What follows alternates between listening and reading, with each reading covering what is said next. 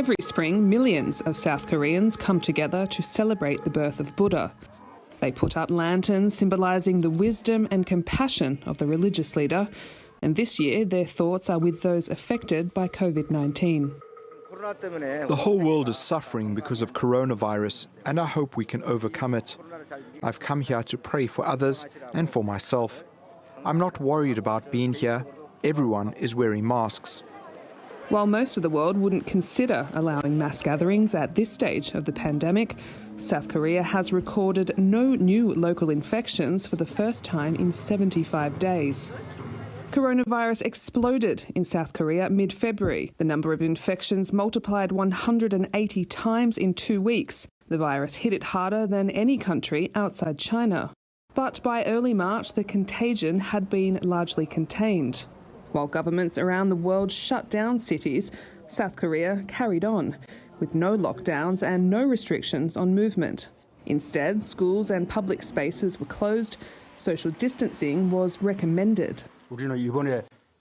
I urge everyone to restrain themselves from group events or activities, not only indoor places but outdoor places, which can harm others.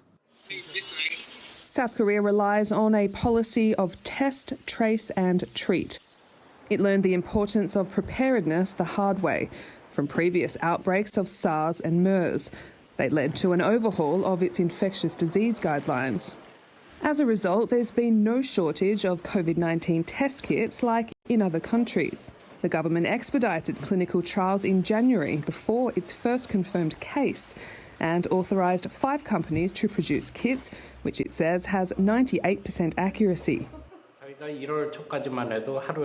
We only produced 20,000 test devices at the end of January, but we are now able to churn out products capable of testing 350,000 people a day. We plan to expand our production further with more automation. South Korea rolled out one of the most aggressive early testing efforts and used surveillance cameras, cell phones and credit card transactions to map the social connections of suspected cases. President Moon Jae-in's early action has been praised around the world. It won his Democratic Party a landslide election victory this month with a record turnout. But officials are hesitant to declare victory.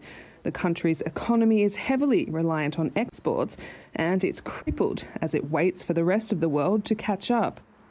And the world is looking to South Korea for warnings of a second wave of infections. Liz Maddock, TRT World.